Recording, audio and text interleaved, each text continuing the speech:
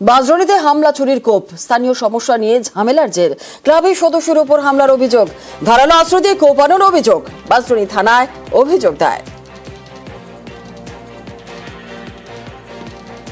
কোনো পার্টি করি না, যারা মারলো তারা বিজেপির লোক, তারা বলছে আমাদেরকে পার্টি জয়েন করতে হবে, তোমাদের বাইরে থাকতে দেবো না। কি বাঁচতে গেলে কি পার্টি জয়েন করতে হবে নাকি? বাইরের থেকে 30-35টার ছেলে একজন চোখের মধ্যে মেরেছে, একজন বন্ধুকে বাদ দিয়ে মেরেছে, একজন আমাদের বন্ধুদেরকে বর্তি দিয়ে পিটিয়েছে, একটা মেয়ে ছেলে কান কামড়েছে। এরা বরাবর এরা বিজেপি করে বলে এগুলো করছে। বিজেপি জেলা সভাপতিদের নাম ঘোষণা, 25 জেলা সভাপতির নাম ঘোষণা বিজেপির। বিধায়কদের জেলা সভাপতি পদ থেকে অব্যাহতি, বেশিরভাগ জেলাতেই সভাপতি বদল বিজেপির। কলকাতা উত্তর দক্ষিণের সভাপতি অপরিবর্তিত।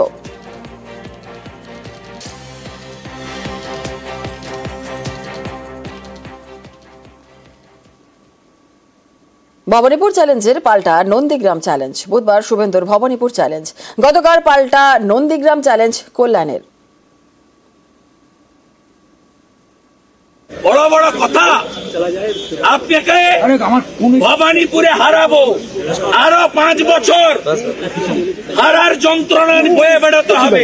আপনি লোকসভা ভোটে আমার এলাকায় দাপিয়ে বেরিয়েছেন, তারপরেও 16টা বিধানসভার 15টাতে কাঁথি তমলুকে গোহারান হেরেছেন।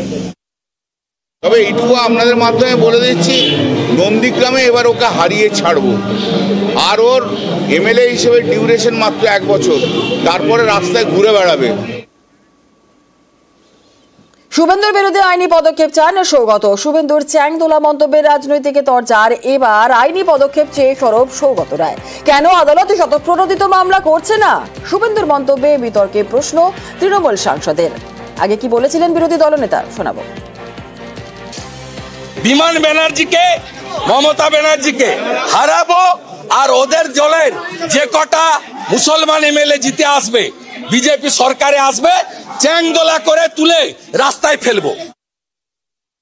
পশ্চিমবাংলায় এত সচেতন মানুষ আছেন, কেউ মামলা করছেন না কেন? হাইকোর্টই বা সুও মোটোর এই বক্তব্য নিয়ে একটা মামলা করছেন না কেন? এই কথাটা তো সবচেয়ে বিপজ্জনক। আমার মনে হয় যে হাইকোর্টের, সুপ্রিম কোর্টের কারুর একটা এই ব্যাপারে সুমোটো মামলা করা উচিত। এরকম কথা ভারতবর্ষের সংবিধান মেনে ভারতবর্ষে বলা যেতে পারে না। দিনহাটার বাজারে আগুন, চৌরাহাট বাজারে পুড়ে ছাই প্রায় 18টি দোকান।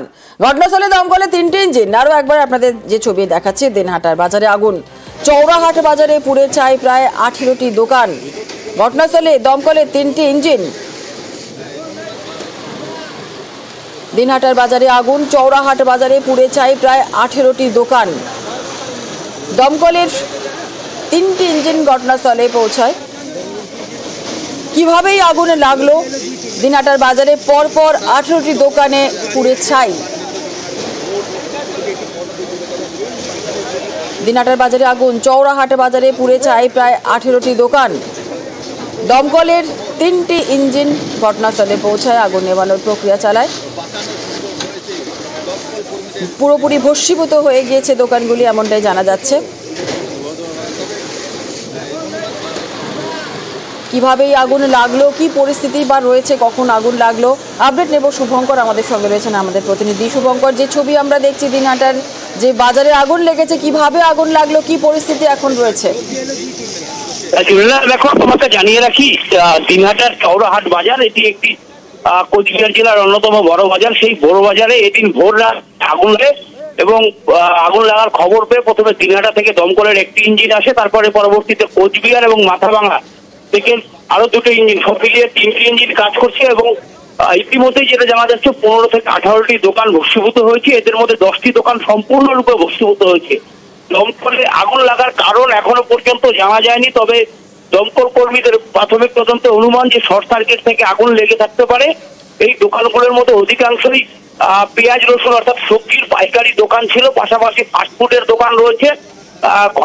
খবর পেয়ে ঘটনাস্থলে ছুটে এসেছেন উত্তরবঙ্গ উন্নয়ন মন্ত্রী উদয়ন গুহ। দমকলের ইঞ্জিন, দমকল কর্মীরা এখন আগুন নেভানোর কাজ চালিয়ে যাচ্ছে। বেশ, ধন্যবাদ।